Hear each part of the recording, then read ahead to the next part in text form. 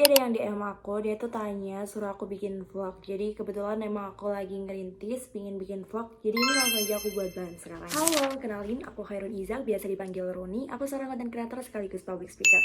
Jadi ya tadi tuh pertanyaannya yang pertama, gimana sih cara kakak berani ngambil keputusan buat terjun di ajang pigeon atau ajang duta? Nah, kalau ditanya gimana dulu berani, itu tuh awalnya memang karena terpaksa. Biasalah orang itu pasti awalnya karena terpaksa. Jadi banyak banget di luar sana tuh awalan semuanya itu dipaksa dulu, kebiasaan dulu gitu. Nah, aku dulu tuh terpaksa karena mewakili perwakilan dari kelas aku. Tapi dari situ tuh akhirnya aku jatuh cinta sama ajang tersebut. Karena menurut aku dari situ tuh aku bisa dapet yang pertama tuh public speaking, terus yang kedua tuh personal branding, terus yang ketiga tuh wawasan yang bener-bener di luar kemampuan yang aku tahu gitu. Nah, terus aku mencoba untuk survive gimana ya biar aku tuh di sini tuh bisa dapat apa yang lebih dari orang-orang lain dapetin.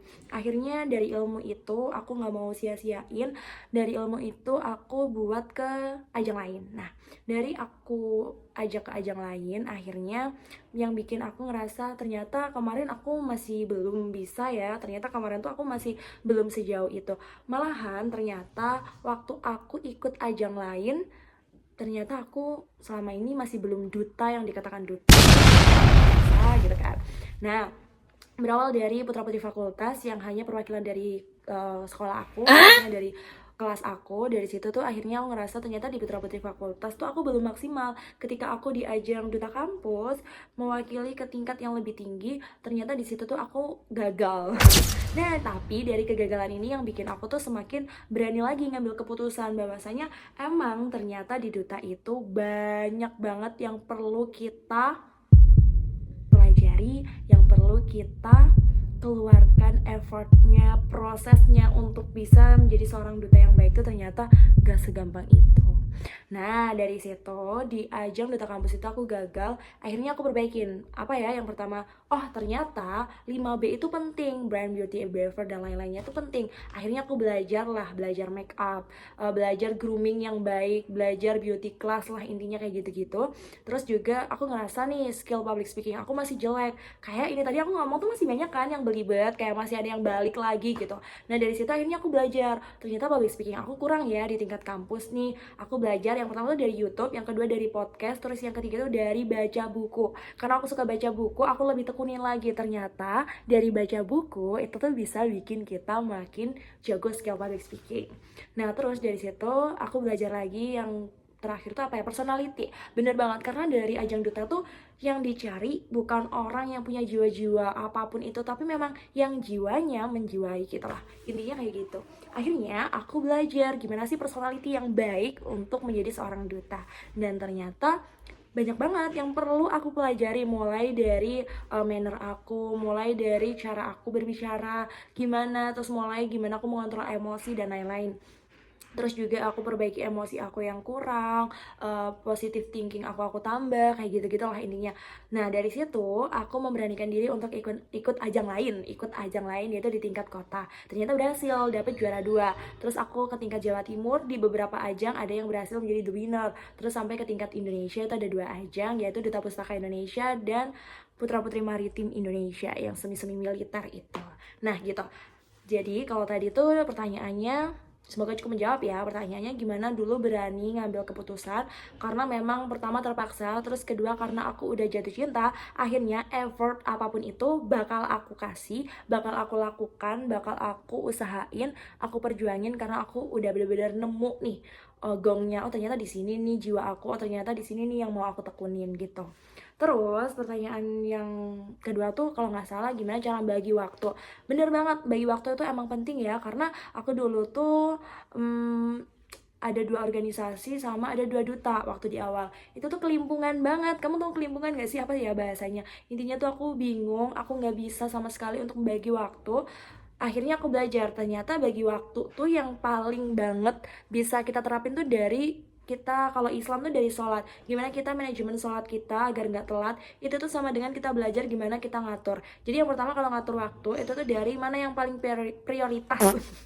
Mana yang dari yang prioritas, itu tuh skalanya yang paling tinggi. Kayak dulu aku kuliah nih, Jadi kuliah aku utamain. Terus yang kedua tuh kalau nggak salah aku kerja. Jadi yang aku utamain yang kedua tuh kerja karena cari uang buat bayar kos, buat bayar ini itu gitu kan. Terus yang ketiga tuh baru duta, baru yang terakhir organisasi. Terus kalau di duta sama organisasinya tuh tingkatannya mana yang paling tinggi? Misal aku di sini jadi ketupel, ya udah berarti aku yang harus full time, yang paling aku kasih waktu aku misal 4 jam di sini. Terus yang di sana tuh aku PDD gitu ya, cuma butuh untuk edit, butuh untuk desain. Ya udah berapa jam di situ. Jadi skalanya emang dari yang paling tinggi itu yang kamu kasih paling banyak gitu. Jadi kalau ngatur waktu tuh kayak kamu waktu sholat gitu loh. Jadi sholat oke, jam segini kita udah terbiasa, oke berarti jam segini udah waktunya pindah nih ke sini, jam segini waktunya udah kesana geser gitu kan gitu. Terus yang terakhir itu gimana effort kita ikut duta, tentang pengeluaran dan lain-lain. Oke, jadi memang duta itu ada banyak macamnya ya. Pigeon itu ada banyak macamnya, mulai dari pigeon yang berbayar sampai pigeon yang nggak berbayar. Kalau di tingkatan dinas itu emang banyak-banyaknya tuh nggak berbayar, jadi emang pure dari kitanya. Tinggal datang, tinggal seleksi, bawa aja semua ilmu-ilmu wawasan kamu, udah gitu aja. Mungkin kayak transport dan lain-lain aja sih kalau jangkanya jauh ya jaraknya. Terus kalau ajang yang berbayar itu emang ada karantinanya tuh bayar, tapi bayarnya itu balik lagi kok itu tuh ke kita sebenarnya. Kayak makeupnya mereka tuh sebenarnya nggak dapat sponsor atau apa gitu kan buat bayar makeupnya. Terus panggung, lighting, sound atau apa gitu. Semuanya tuh sebenarnya baliknya tuh ke kita. Nah, gimana caranya aku dulu? Kalau aku emang niat, itu tuh aku selalu sisihin uang, aku tabungin, aku mau ikut ajang ini nih, aku niat butuh berapa ya gitu. Jadi memang balik lagi ke kita, kalau kita niat berapapun bayarnya tuh pasti kita akan usahain. Karena nggak ada mimpi yang gratis gitu. Nggak ada mimpi yang gratis. Jadi kalau kamu memang pingin naik level, pasti akan ada pengeluaran. Walaupun ajang yang gratis pun, kamu akan tetap ada pengeluaran kok. Misal kamu pingin, oke aku pingin tampil maksimal nih, kalau kamu nggak berhijab, kamu akan ada hairdo. Hairdo tuh sponsor 1 kali 2 kali, nggak mungkin setiap hari kamu bakal dapat sponsor gitu kan. Terus juga apa namanya, kamu mau kesana kesini pasti ada transport dan lain-lain. Jadi kalau kita mau naik level pasti kita akan mengeluarkan uang gitu. Tapi untuk mengatasi itu kamu juga bisa banget usahain gimana sih caranya nabung yang baik, gimana sih caranya mengelola uang yang baik, gimana sih caranya biar kita dapat income gitu. Itu aja sih, kayaknya pertanyaannya kalau nggak salah cuma itu aja. Dan yang terakhir banget nih buat kamu yang lagi sedang berjuang, lagi sedang menata mimpi kamu, yang lagi bingung nih sebentar lagi gue tuh harus ngelakuin apa ya gitu kan. Aku tahu banget posisi kamu. Dengan pertanyaan itu tadi, kamu tuh udah keren banget, kamu udah berani buat tanya dulu lah gitu. Sebelum kamu terjun, sebelum kamu salah. Niat kamu tuh udah baik, udah keren, kamu luar biasa banget. Jadi kalau dari aku, saran dari aku, karena kamu udah punya tujuan, kamu udah punya niat, mending kamu cari ajang yang benar-benar berdampak, impactnya tuh baik buat kamu. Terus kamu usahain sama skala yang kamu bisa. Jadi versi kamu semakin diperbaikin dulu sambil kamu nunggu timing yang pas.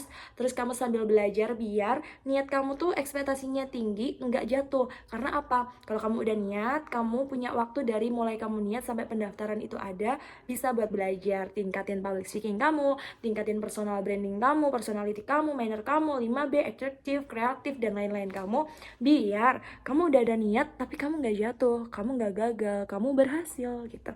Jadi saran dari aku, explore diri kamu mulai dari sekarang, karena yang daftar tuh banyak, yang berpotensi juga banyak. Lalu apa yang bikin kamu jadi beda, apa yang bikin kamu jadi unik, dan apa yang bikin kamu jadi dipilih. Oke, sekian dari aku, see you, semoga menjawab, bye bye.